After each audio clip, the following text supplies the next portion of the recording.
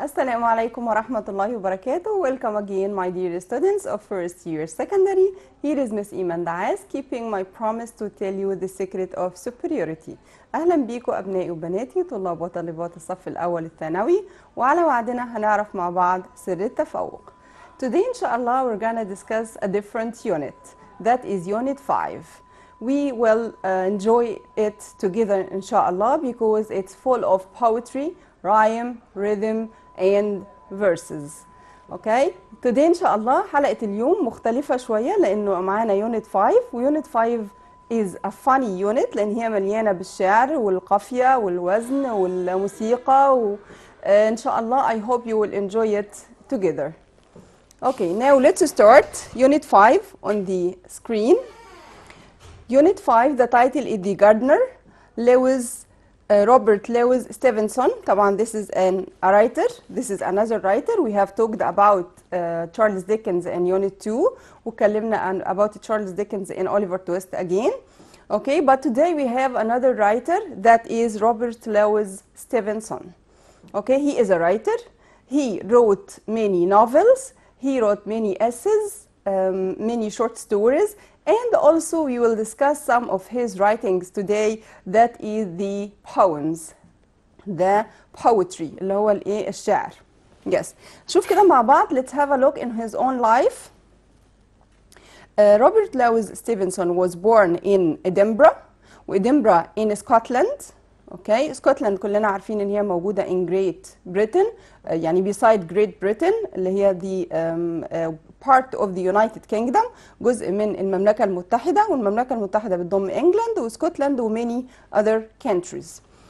Okay, he was born طبعا in Edinburgh in Scotland. He began to write stories when he was a young man, and later he wrote novels. يعني بدأ وهو كبير شوية. He became famous after later. Okay, he became famous after he wrote a novel called Treasure Island. من ضمن الحاجات الفيموس بتاعته النوفلز المشهورة بتاعته Treasure Island اللي هو wrote it in 1883, which was very popular with the children. وده اللي بيخليه different from any other writer, إن هو popular جدا with children. وهنشوف مع بعض من الverses ومن الpoetry بتاعه today. He was very popular with the children. He wrote a child's garden of verses in 1885. ودي مجموعة من البويمز, مجموعة من القصائد مكتوبة specially for children. He wrote برضو one of his most wonderful writings, that is the strange case of Dr. Jekyll and Mr. Hyde. ودي إن شاء الله هتدرسوها بإذن الله in third secondary لو المنهج ما اتغيرش. موجودة today in third secondary, موجودة في ثالثة ثانوي في unit من اليونتس اللي هو Dr. Jekyll and Mr. Hyde. It's a very nice and interesting novel. نشوف كده مع بعض. احنا ان شاء الله طبعا زي ما اتعودنا هناخد في اليونت الفوكاب vocabulary, وهناخد كمان الجرامر focus, وهناخد كمان language functions. والنهارده بقى حاجه مختلفه, هنقرا مع بعض some of the verses, بعض من الفيرسز الابيات الشعريه او المقاطع الشعريه لستيفنسون. وكمان كان في طلبات من بعض زمايلكم كانوا they wanted to discuss translation. اوكي, كانوا عايزين يناقشوا بعض الترانسليشن و how to answer this question. ان شاء الله انا مجهزه لكم different questions or different kind of questions, وان شاء الله time يبقى allow ان احنا يعني نناقشها مع بعض. نشوف مع بعض الفوكاب. عندنا اول فوكاب اللي هو الفيرس, والفيرس ده a set of lines or words that forms one part of a poem. زي ما احنا بنقول عليها كده in Arabic, اللي هو جزء من القصيدة اللي هو بنسميه مقطع او كوبليه. اوكي, او ممكن لو احنا بنتكلم about the Holy Quran or Bible يبقى آية او جزء من كتاب مقدس. اوكي. The second word is pleasant. When something is pleasant, that is enjoyable, nice and good. Okay. Here we have two main verbs. We should know the difference between them, that is the rhyme and the rhythm. نبدأ بالرايم. الرايم اللي هو القافية. أكيد كلكم you're studying Arabic وعارفين إيه القافية. القافية لو عرفناها, أو خلينا ناخد كده examples الأول قبل ما نعرفها. لو قلت day, way, bring, swing, feet, street, that, set. زي ما احنا شايفين أهو. When words end with the same sound. يعني كل الكلمات منتهية بالايه؟ لما يكون في كلمتين متطابقتين مع بعض ده بسميه ايه؟ رايم. الاند بتاعه نفس الساوند. طب نشوف more. light, night, time, rhyme. بقول the same sound. yes مش the same letters. لا، ممكن يكون letters مختلفة، لكن أهم حاجة ال same sound عشان يبقى rhyme اللي هو القافية. see, tree, verse, verse. كل all these words are rhyming together. They are rhyming together. طيب what about rhythm? Rhythm اللي هو the repeated sound of music. The repeated sound of music اللي هي بقى الموسيقى أو الوزن الشعري اللي موجود في الإيه؟ في القصيدة، في البوم، اللي هي the regular repeated patterns of sounds in music و speech. وأحيانا كمان لو في موفمنت متكرره بنفس الطريقه بنفس السيستم بقول برضو ان بينهم ريذم. اوكي، يبقى احنا عرفنا الفرق بين رايم دي between words وريذم اللي هي الجنرال ميوزك اوف ذا بوم اللي هو الموسيقى العامه للايه؟ للقصيده. نشوف كده مع بعض، هنقرا مع بعض كده نوع برضو من او جزء من الفيرسز اللي موجوده عندنا in the listening in lesson 1 اللي هي the swing. كلنا عارفين من البيكتشر دي كده لو قلنا what the meaning of swing.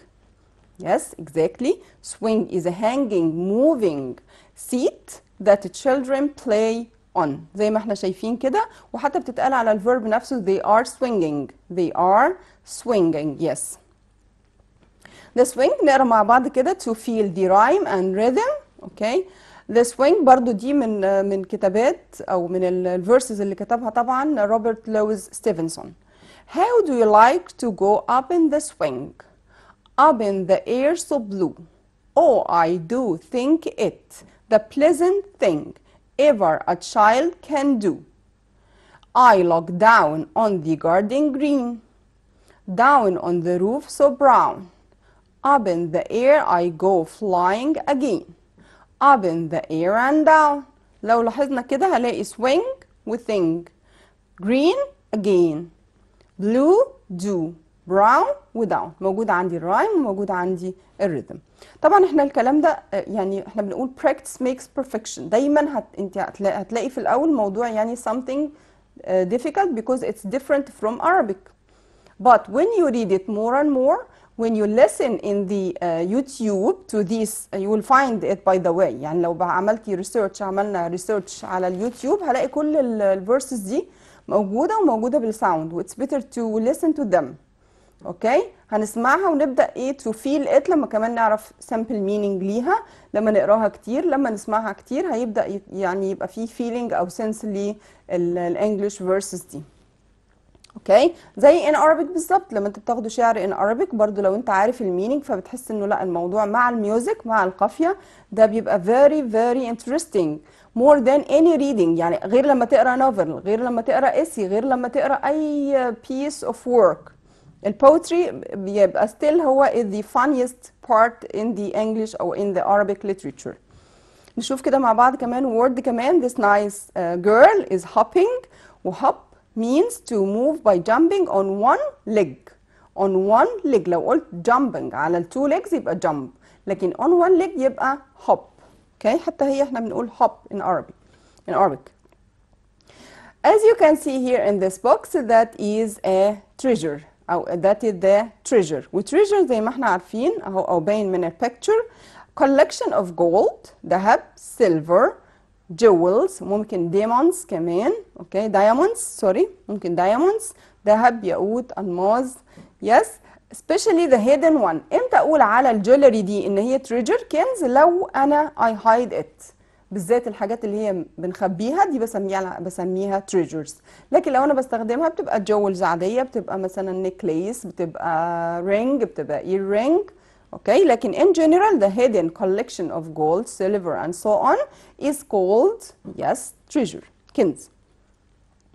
Here we have a nice candle. As you can see in the picture، واضحه طبعا من البيكتشر. Candle is a stick of wax that burns to produce light. احنا في difference between الكاندل والواكس. الواكس اللي هي المادة الخام raw material of اللي هو المادة الخام الشمع نفسه بسميه واكس.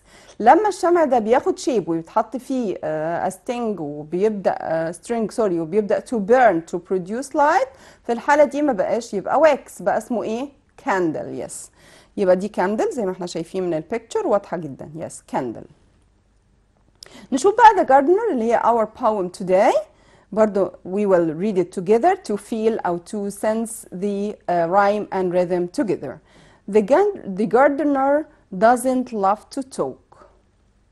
He makes me keep the gravel walk. And when he puts tools away, he locks the door and takes the key.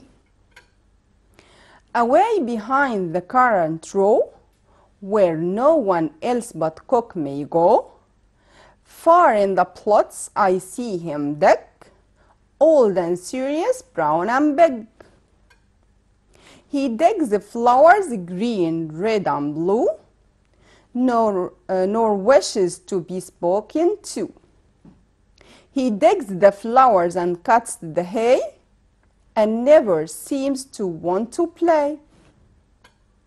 دايما لما تيجي تقرا شعر يعني don't confuse yourself with the meaning، يعني ما تتسرعش قوي في انك ايه لا عايز اعرف الايه المينينج، لا نقراها ونحس كده الرايم والريذم والميوزك بتاعتها، وبعد كده نبدا مع بعض نفهم المينينج.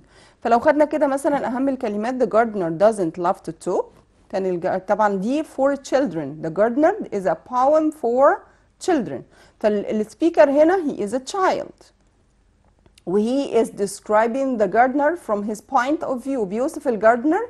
احنا طبعا كلنا عارفين garden هنا لو بصينا على الداتا garden لحد هنا كده garden اللي هي البارك الحديقة. اوكي garden لو ضفت عليها er يبقى the person اللي هو gardener اللي هو الجنايني او المسؤول عن نظافة الحديقة. اوكي طيب the gardener. The gardener doesn't love to talk. هو مشغول. He's busy working. فهو he doesn't love to talk. He makes me keep the gravel walk. والجرافل هنشوفها مع بعض دلوقتي هي a kind of stones اللي هو الحصى. اوكي لما اقول he makes me keep the gravel walk معناها ان هو على طول بيخليني to work. اوكي And when he puts his tools away ولما بيسيب حتى الادوات بتاعته he locks the door. Okay, break and then we continue إن شاء الله. فاصل ونرجع بسرعة. Welcome back after the break. Let's continue our lesson. He locks the door and takes the key. Locks the door. طبعا lock هنا L-O-C-K اللي هي بمعنى إيه يقفل أو قفل أو أغلق. Okay. Away behind the currant roll. الكرنت ده نوع من الجريبس وهنشوفها دلوقتي في البيكتشرز. نوع من العنب بس بيبقى seedless. اوكي where no one else but cook may go. الكوك اللي هو الطباخ. طبعا البوتاجاز لو زودت er تبقى cooker اللي هو البوتاجاز، لكن الكوك اللي هو the person who cooks. far in the plots هنا المقصود بيها fields اللي هي الحقول. I see him dig ودig اللي هي ايه يحفر، هنشوفها برضو في الفوكاب او في الكونتكست بعد كده. old and serious brown and big. هو بيوصفه برضو الجاردنر ان هو old و serious جد مش بيضحك ولا بيتكلم، brown and big وبيوصف برضو الاشياء اللي حواليه ان هو brown و big. he digs the flowers green red and blue برضو لسه بيوصف nor wishes to be spoken to وستيل برضو angry ان هو he doesn't want to speak to him. he digs the flower and cuts the hay والhay as you see in the picture. الhay اللي هو a kind of food that the animals eat اللي هو التبن او القش اللي هو الدرايد الناشف. and never seems to want to play. طبعا الجاردنر doesn't want to play with the children. بيكمل تاني بيقول silly gardener summers go. هو بيوصف الجاردنر اللي هو silly يعني not funny not sensible. اوكي summers go بيحذروا ده خلاص السمر ايه هيخلص. and winter comes with pinching toes. زي ما احنا شايفين التوز طبعا لو هي اصابع اليد بسميها fingers، اصابع القدم بتبقى toes. اللي هي هنا بيوصفها ان هي pinching toes لان هي hurts from the cold of the winter. خلاص ده الشتاء جاي يعني like a warning كده بيحذروا بيقولوا خلاص السمر هيخلص والوينتر جاي وهنلاقي نفسنا pinching toes when in the garden bare and brown والجاردن كلها هتبقى bare and brown. bare يعني empty و not covered with leaves. اوكي. وبراون طبعا بني، دليل على انه الشجر هو اللي باين ما فيهاش green leaves ولا flowers ولا حاجه. You must lay your barrow down. barrow هنشوفها مع بعض. البارو اللي هي a kind of carrot هنشوفها في البيكتشر دلوقتي. نوع من العربيات بيستخدمها الجاردنر to carry things from the garden. Will no one while the summer stays to profit by these garden days. بيقول له حتى انت مش قادر to profit، مش قادر تستفيد من الجاردن days حتى in the summer. Oh how much wiser you would be. قد ايه هتبقى wiser، اعقل واكثر حكمة لما انت to play at Indian wars with me. تلعب جيم معانا اسمها Indian wars. دي a kind of game للchildren. فطبعا هو ده وجهة نظره. نشوف بقى مع بعض some vocab تاني. keep the gravel walk. الجرافل اللي هو اهو stay on the path through the garden. الجرافل as you can see in the picture kind of stone. اوكي، نوع من الستون. وطبعا يقصد بالجملة على بعضها he keeps him working، على طول بيخليه يشتغل. الcurrent row اللي هو seedless grape. grape بس ما فيهوش seeds. عارفين السيدز اللي هو البذر اللي جوه العنب؟ لا، لما بيبقى بقى في seeds بس ممكن اقول عليه grapes، لكن ما فيهوش seeds seedless بنسميه seedless بيبقى ده current. بيبقى current. وخلي بالنا في فرق بين current، شوف كده على الداتا بين الكلمتين دول مهمين. في فرق، في difference between current and current برضو تقريبا the same pronunciation.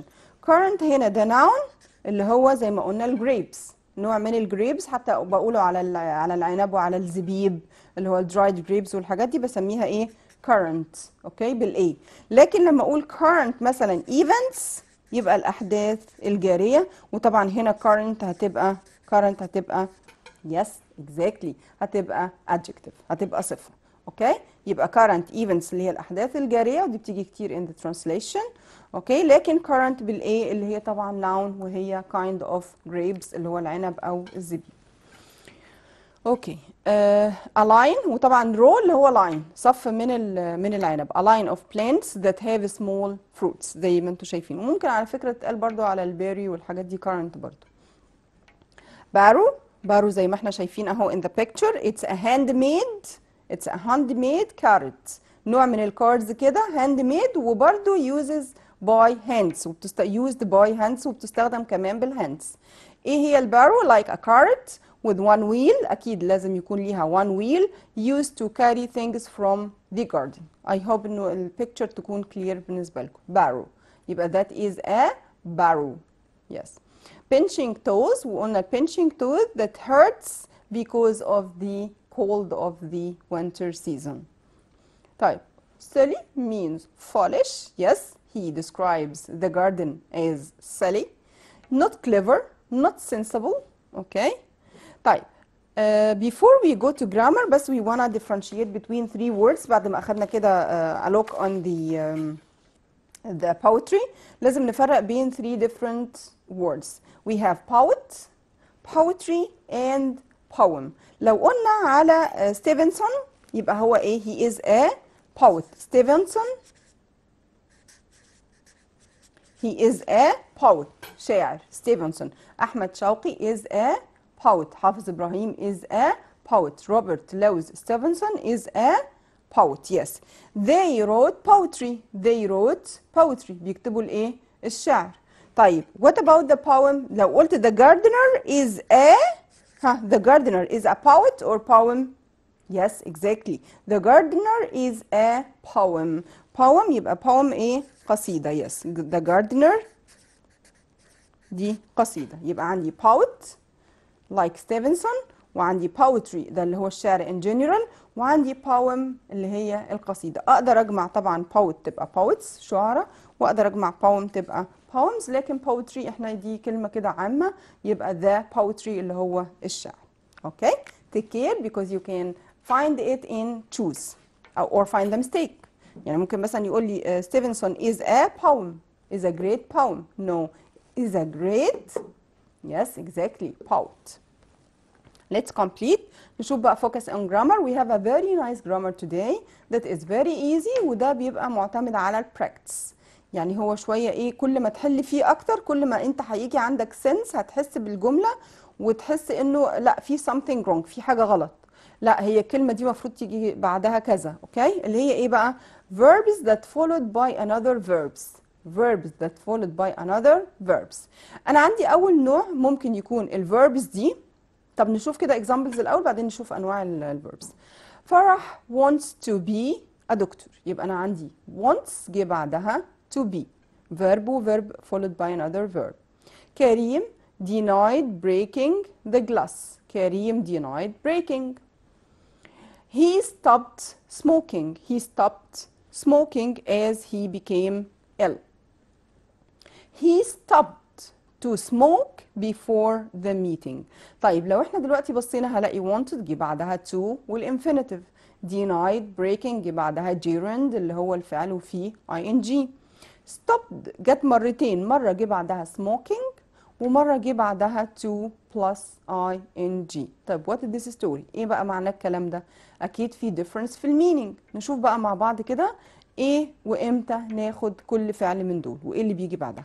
هنقسمهم كده classes زي كده فئات. اول حاجة عندنا verbs followed by to plus infinitive. في افعال لازم يجي بعدها to plus infinitive، والinfinitive معناها the bare verb، يعني الفعل بدون اي اضافة. the bare verb the base verb. اوكي، زي ايه مثلا؟ choose بقول choose to والinfinitive، decide to والinfinitive، hope to والinfinitive، plan to والinfinitive. زيهم promise to، want to، agree to، learn to، pretend to. pretend دي من الكلمات شوية اللي مش بنستخدمها قوي. pretend بمعنى يتظاهر. يعني مثلا he pretend to be ill، يعني تظاهر ان هو ايه ill، لكن هو في الحقيقة in fact no that's not real. yes manage to، طبعا اللي هي manage زي can بس دي another form. manage it او manage to. enable to برضو means can. hope to، wish to، expect to، offer to. would like to نخلي بالنا قوي، لازم مش بس like، لا بقول would like. هي دي الverbs اللي لازم they must be followed by the verb plus by the to plus the infinitive. اوكي، وزي ما قلنا through practice you will find it so easy. طيب class 2 verbs followed by gerund. الgerund اللي هو الverb plus ing. زي ايه؟ finish نقول مثلا finish eating، keep working، practice مثلا playing football، suggest going، enjoy playing، like reading، avoid بمعنى يتجنب، برضو مش حاجة مشهورة يعني شوية. avoid يتجنب، مثلا نقول avoid making mistakes، avoid making mistake. admit يعترف، admit مثلا killing the victim. deny عكس admit يعترف، deny yes ينكر، برضه نقول deny killing أو deny making this crime. mind بمعنى يمانع وبرضه بيجي followed by plus verb plus ing. do you mind مثلا بتيجي كتير في ال requests، بقول مثلا do you mind opening the door، do you mind closing the window. yes go ودي مشهورة طبعا go shopping، go sightseeing. اوكي، put off بمعنى postpone يأجل، و put off مثلا نقول put off playing the game or so on. طيب الكلاس 3 verbs followed by to plus infinitive or verb plus ing without a difference in meaning. احنا عندي بقى الفئة الثالثة عندي أفعال ممكن يجي بعدها فعل plus ing وممكن يجي بعدها gerund بس without no difference in meaning. عادي لو استخدمت دي أو دي صح، دي فئة دي كلاس عادي ما فيهاش مشكلة ان انا استخدم to or verb plus ing. نشوف كده example او نشوف كده الافعال هي ايه. begin و start و continue و intend. begin و start معروفة يبدأ، continue يستمر، و intend طبعا اللي هي جاية من intention نية ينوي. نشوف كده مع بعض example. محمود started working as a lawyer. طيب فيها مشكلة لو قلت محمود starts to work as a lawyer؟ no problem at all، مفيش أي مشكلة خالص، والاتنين they are correct. و there is no problem خالص. اوكي يبقى هما بس four verbs take care منهم: start و begin و continue و intend. اوكي طيب في بقى نوع تاني can be followed by to plus infinitive و verb plus ing، بس take care في الحالة دي لازم يكون في difference في المينينج. أكيد هيجي من ده slight difference in meaning، فرق بسيط جدا في المعنى. إيه الأفعال دي؟ prefer، hate، like، love، would. prefer طبعا would قبل prefer و hate و like وإيه و love. طبعا لو انا قلت prefer وهيت ولايك ولاف بس ممكن استخدم بعدها ing. لو قلت would قبلها في الحاله دي لازم استخدم to plus infinitive، وده هيديني فرق بس في المينينج بسيط. زي ما اقول ايه مثلا: مهند prefer studying English to sleeping. مهند prefer to study English. الاثنين correct، لكن according to the speaker's intention او speaker's meaning، على حسب السبيكر هو يقصد ايه. لو هو يقصد in general مهند prefer ايه in general in his life in general مهند prefer studying English to sleeping، هو بيفضل ان هو يذاكر انجلش عن انه to sleep. اوكي دي in general. لكن لو انا بتكلم now at this moment و in a certain situation في موقف معين عن مهند، فبقول مهند prefer to study English، يبقى now in this situation مهند prefer to study. يبقى لو استخدمت بعد الافعال دي ing يبقى in general، لكن لو استخدمت to والinfinitive في الحاله دي معناها in this situation في الموقف ده بس. اوكي طيب في كمان عندي verbs followed by to plus infinitive و verb plus ing، لكن في الافعال دي بقى خلي بالنا انه في clear difference in meaning، في فرق كبير جدا في المعنى لما استخدم to و infinitive و verb plus ing. ايه الverbs دي؟ remember، forget، stop، try and regret. طبعا عارفين كلنا remember عكس forget يتذكر وينسى، و stop try يحاول، وregret يندم. طيب نشوف كده example نشوف ايه الفرق في المينينج. لو قلت آية forgot to bring her workbook وآية forgot bringing her workbook. In the first example آية forgot to bring her workbook، that means that she forgot to bring it، يعني she didn't bring it. She didn't bring it in this situation، هي ما جابتهوش. اوكي نسيت تجيب الكتاب، معنى كده the workbook wasn't brought، او she didn't bring the workbook. اوكي لما يجي بعدها ايه؟ yes to plus infinitive. طيب لو قلت آية forgot bringing her workbook، يبقى هي نسيت الاكشن ده، لكن هي عملته، هي جابت الورك بوك بس نسيت اصلا ان هي ايه الاكشن ده نفسه bringing the her workbook. اوكي يبقى نسيت الايه الاكشن ده كله على بعضه. اوكي يبقى ده in general، لكن في لما بيجي بعدها to والinfinite زي ما قلنا بيبقى ايه the action didn't wasn't done، اصلا ما اتعملش. طيب في بقى انا بس حابه ان انا كمان ممكن اقول لكم مثلا الاكزامبل تاني بتاع stop. لو قلنا he stopped smoking yes he stopped smoking، يبقى in general خلاص he won't smoke again خلاص وقف ايه he stopped smoking، وقف خلاص التدخين. لكن لما اقول he stopped to smoke في الحالة دي معنى مختلف خالص. مثلا هو كان driving the car، وقف الكار عشان to smoke، يبقى هنا وقف to a purpose for a purpose. يبقى لو انا قلت stop to يبقى stop to do something. اوكي لكن stop ing يبقى stop doing that thing. وطبعا احنا من الامثله من الاكزامبلز ومن البراكتس بتاعك ومن الحل هتقدر تعرف الفرق في المينينج، وطبعا ده بيبقى clear difference in the meaning. طيب take care بقى، انا عندي في verbs followed by to، هي اصلا verbs على بعضها كده بيبقى جزء منها كمينينج بيتركب كده بنسميها phrase على بعضها كمينينج، هي اصلا فيها to، ومع ذلك it's followed by verb plus ing. اشهرهم اللي احنا بنستخدمها في الرايتنج بتاعنا في الكتابه، سواء كان ميل او letter زمان او بنتكلم in general مع حد بقول له look forward to. في ناس بقى لو هي مش مذاكره او لو هي مش عامله براكتس كويس هتقول to خلاص وانا مغمض، يبقى infinitive no. look forward to رغم ان اخرها to او فيها ال preposition to، لكن it's followed by verb plus ing. وبنقولها دايما، بنقول ايه؟ I'm looking forward to hearing from you. I'm looking forward to seeing you، معناها مشتاق او يتطلع شوقا. In addition to برضو بيجي بعدها yes verb plus ing. due to و owing to اللي هي بمعنى بسبب، برضو فيها to لكن بيجي بعدها verb plus ing. object to بمعنى يعترض على، وبرضو followed by verb plus ing. be used to نخلي بالنا قوي لان احنا عندنا في فرق بين used to و be او got used او get used to. لو انا قلت used to بس on the data كده نبص مع بعض. اوكي use، نخلي بالنا بس من النطق my dear students please. لو انا قلت used to طبعا الدي ما بتنطقش، انا بقول used to used to. في الحالة دي بعبر عن past habit، وفي الحالة دي must followed by the infinitive.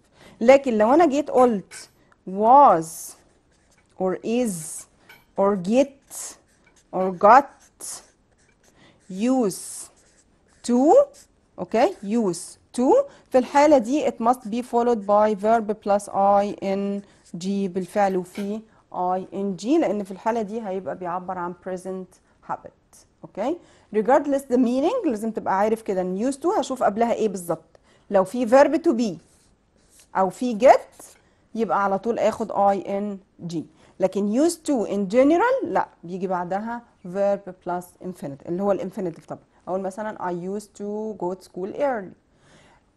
I used to visit my grandpa on holidays. اوكي لكن لما اقول مثلا I get used to مثلا sleeping early، يبقى معنى كده ان دي new habit بالنسبه لي، عاده جديده وانا اتعودت عليها، يبقى اقول I get used to sleeping early.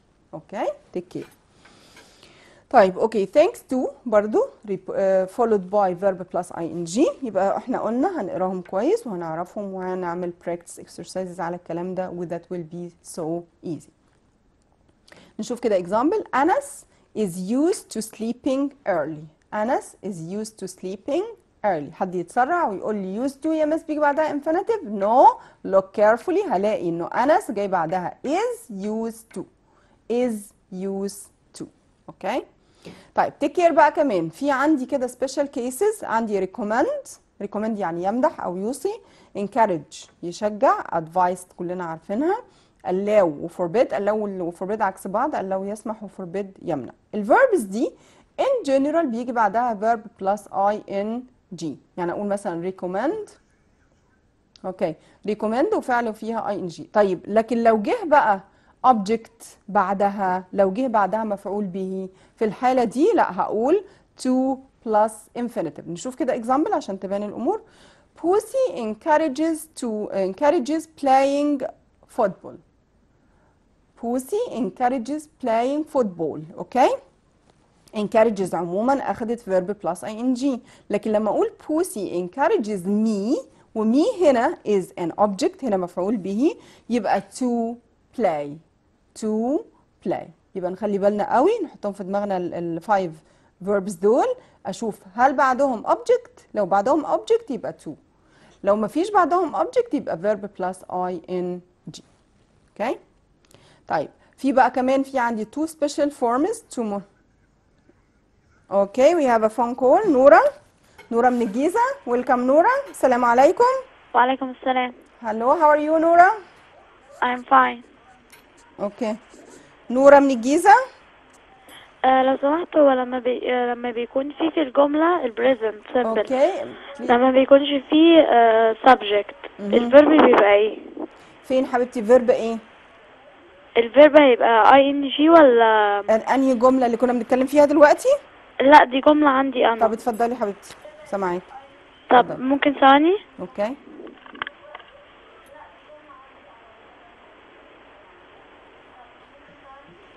يلا حبيبتي عشان التايم. يا نورة معانا؟ نورة ستيل معانا؟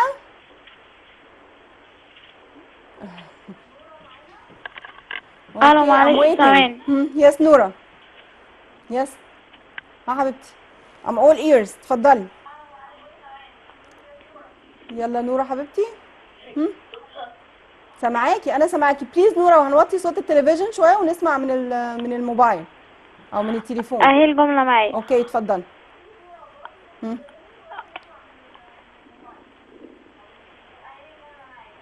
يلا يا نورا. after after space after وسبيس.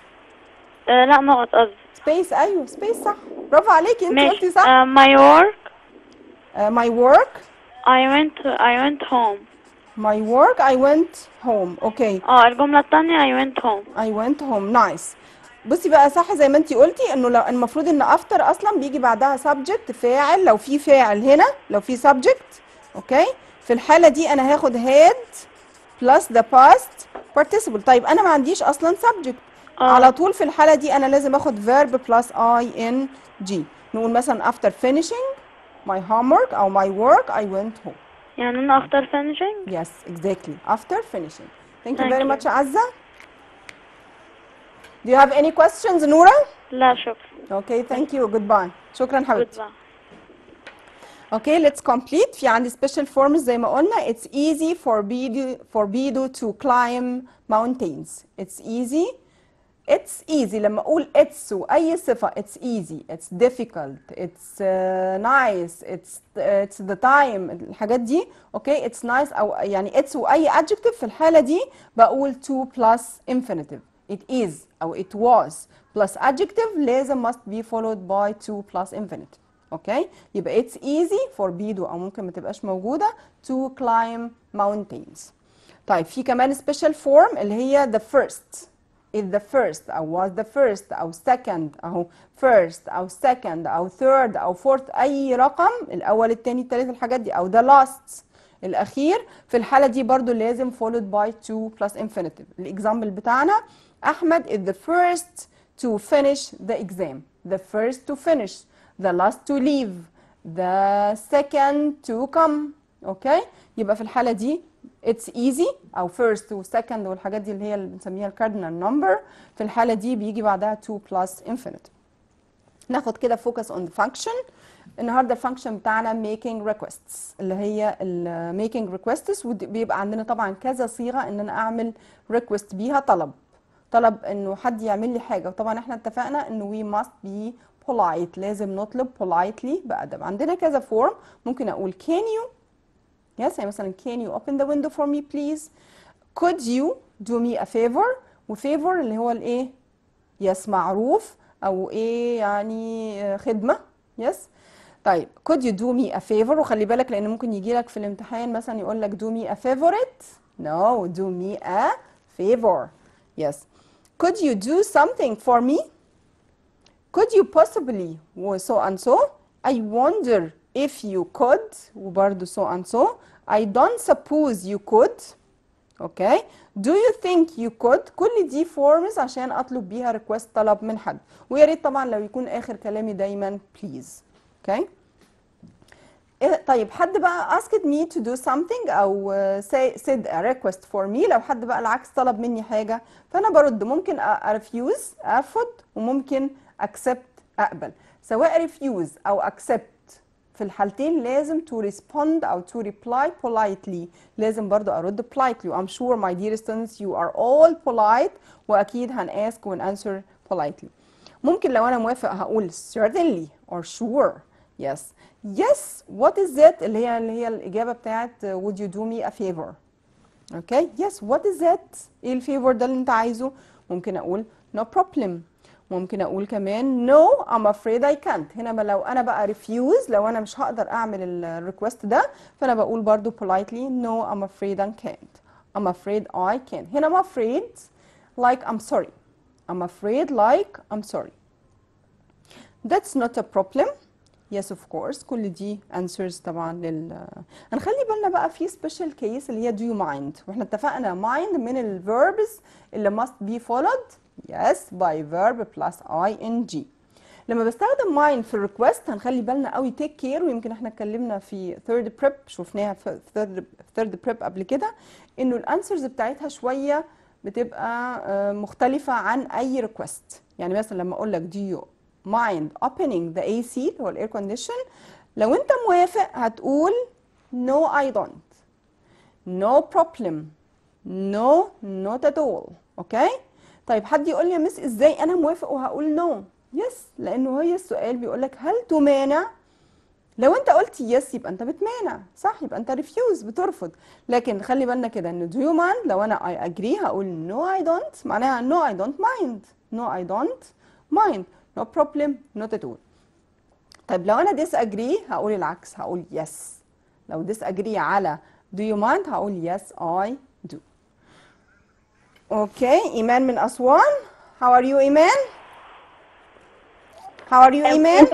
I am fine, thank you. Thank you. Okay, do you have a question ايمان؟ Yes. Okay, I'm all ears. Yes ايمان. Yeah. No, I will still.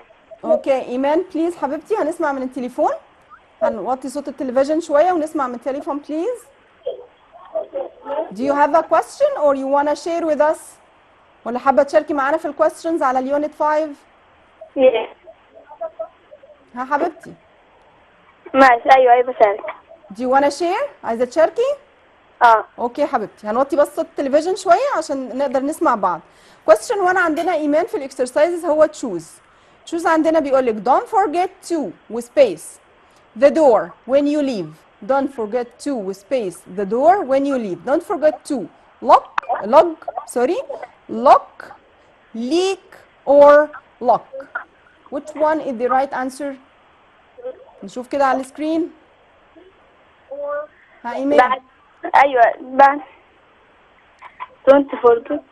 Don't forget to ما تنسيش to the door when you leave بعد ما تمشي. lock اللي هي B or D؟ D.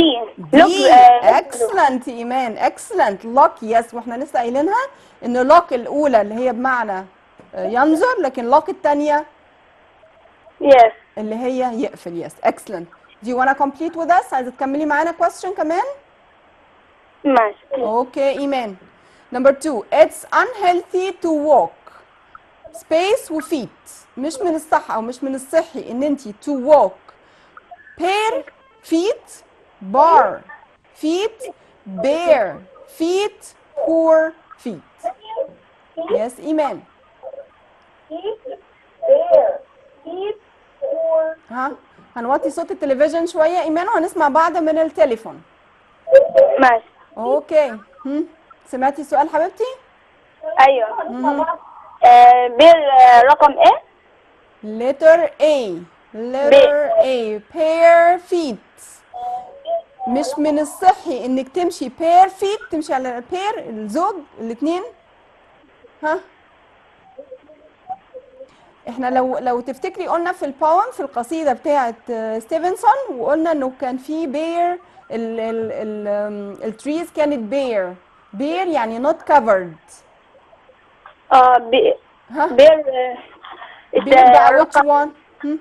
رقم سي.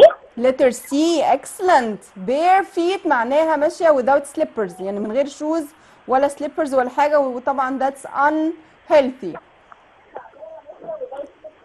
اوكي thank you very much ايمان، عشان ندي فرصه بقى ل your friends كمان to share with us. thank you very much excellent ايمان. thanks. let's complete نكمل.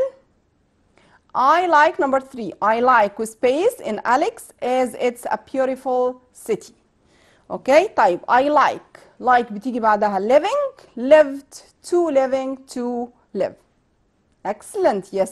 انا سمعت حد قال لي like على طول يبقى living. like و enjoy و love كل السنسز اللي هي الإيجابية دي بيجي بعدها، أو حتى السنسز العامة بيجي بعدها ing لو ما فيش قبلها would.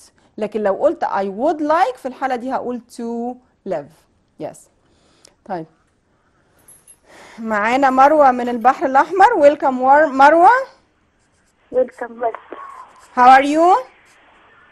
I'm fine, thanks. do you have a question Marwa or do you want to share? Yes, I have a question. Okay, I can hear you. Yes, please, Marwa. In translation, في جملة بالعربي بتقول اكتشف. Translation حبيبتي؟ Again. اكتشف. اكتشف. أنا بقول رواد الفضاء. رواد الفضاء الفضاء مهم. موقعا جديدا موقعا جديدا جديدا بالقرب من أسوان. بالقرب من أسوان. تمام. موقعا ايه بقى؟ ايه؟ موقعا جديدا لإيه؟ لا هو مش موضح، مش هي كده موضح جملة. يعني. طيب اوكي نو اه بروبلم. طيب تمام. بصي بقى معايا رواد الفضاء اللي هم مين؟ استرونوت. يس astronauts. تمام. يس astronauts اه اكتشفوا discovered. discovered. yes طبعا احنا في الانجليش ما ينفعش نبدأ بالفعل زي العربي، ما عنديش جملة فعلية تمام. وجملة اسمية like in Arabic. discovered موقعا جديدا a new a new ممكن نقول place. ليه؟ لو قصدهم فضاء جديد او جزء من الفضاء الجديد يبقى new room. ما انا اوكي هو بصراحة مش فاهمة الجملة، ممكن الجملة مش موضحة خالص. يس مش موضحة، هي الموقع مش ده موضحة، موقع هي ايه؟ عموما موقع يعني place مكان. room ممكن لوكيشن. اوكي position برضو كل دي بتأدي نفس المعنى. اوكي طبعا بالقرب من أسوان مفيش طبعا من دي فبقول near أسوان. نير أسوان على طول. نير أسوان على طول. اوكي زي ما قلنا انا بقرأ الجملة كويس قوي، بفهم معناها ايه وبحاول ادي ليها الانجليش سنس، روح الانجليش كده. Thank you very much. Any question مروة؟ Any more question? No thanks. Okay, thank you very much. Nice to hear your voices my dear students. مبسوطة جدا اني بسمع مشاركاتكم، وان شاء الله برضو كان في حد طلب translation وانا مجهزة ان شاء الله على حسب التايم بتاعنا. طيب اوكي you should avoid with space friends with such bad people. اوكي طيب بسرعة عشان وقتنا is about to be finished. اوكي friends avoid طبعا على طول بتاخد verb plus ing. طيب Anas promised on time. promise من الافعال yes to plus infinitive followed يبقى to come. Anas promised to come on time. طيب find and correct the mistake. عندنا هالة stopped talks to her friend after their fight. stops هنا يبقى بيجي بعدها ing stop talking لان in general خلاص she stopped talking خلاص ما بقتش تكلمها تاني after their fight بعد الخناق. آية agreed taking the medicine. وافقت taking the medicine no. agree must be followed by to plus infinitive يبقى آية agreed to take. Yes, I discovered that I had forgotten my keys inside when I locked the door. دي قريبة من التشويس بتاعنا تبقى lock. نشوف بقى critical thinking على البوم بتاعتنا على القصيدة. Do you think a gardener does an important job؟ هل الجاردنر ده اللي هو الجنايني بيعمل important job؟ Why not؟ Yes of course طبعا important job.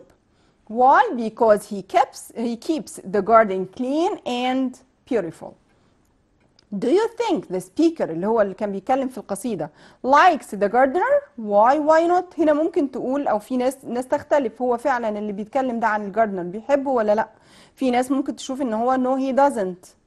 Why? Because the gardener doesn't love to talk or play. لأنه مش عايز يلعب إيه ولا يتكلم معاه.